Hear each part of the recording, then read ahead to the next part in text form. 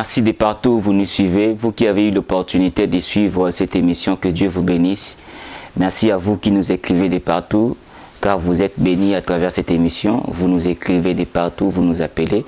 Cela fait du bien, que Dieu soit loué. Nous allons lire dans la Bible le livre de Jean, chapitre 3, le verset 16. Car Dieu a tant aimé le monde et qu'il a donné son Fils unique, afin que quiconque croit en lui ne périsse point, mais qu'il ait la vie éternelle. Amen. Le thème de ce matin est sur la vie éternelle. La vie éternelle est un cadeau que Dieu donne à tous ceux qui croient en lui. Le péché était entré dans le monde. Il y avait la mort dans le monde. À travers le péché de l'homme, l'homme s'est séparé de Dieu. À travers le péché que nos pères, Adam et Ève, ont commis, l'homme était séparé de Dieu. Dans le jardin d'Éden, l'homme pouvait communiquer facilement avec Dieu.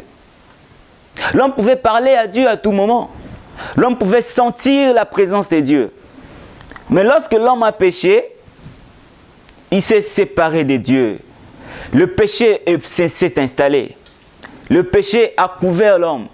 Et tellement que Dieu est saint, tellement que Dieu n'aime pas le péché, Dieu était obligé dans sa sainteté de se séparer de l'homme. Mais qu'est-ce que Dieu a fait par après? Dieu s'est dit, l'homme est un être que moi j'ai pu créer. Je ne peux pas vivre sans l'homme. Dieu s'est donné lui-même, a pris la forme. Voilà pourquoi Jean ici nous l'explique. Il dit, Dieu a tant aimé le monde. Bien-aimé dans le Seigneur, le monde c'est toi. Le monde c'est ta famille. Dieu t'aime.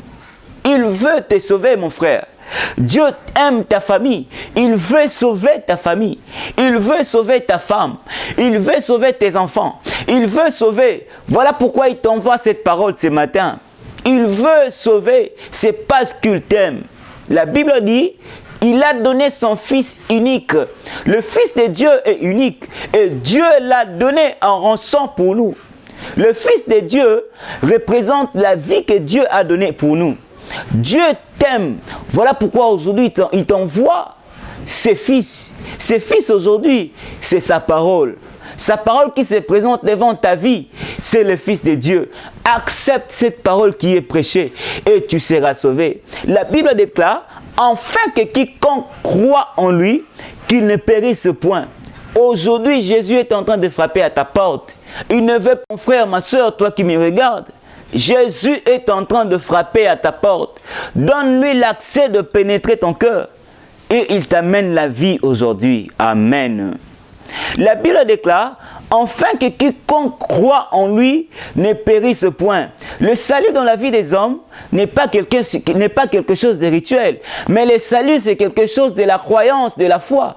Si tu crois, la Bible déclare, si tu confesses de ta bouche, si tu crois dans ton cœur que Jésus est ressuscité des morts, le salut dans la vie des hommes n'est pas une rituel à faire, mais le salut c'est quelque chose.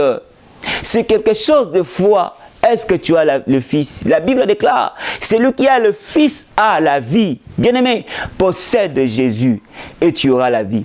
La Bible déclare, continuons un peu de lire, la Bible dit, mais qu'il ne périsse point, mais qu'il ait la vie éternelle. Aujourd'hui, Jésus est en train de frapper dans ta porte. Si tu l'acceptes dans ta vie, peu importe ton corps mortel, tu auras la vie éternelle. Amen. Amen. Dieu n'a pas créé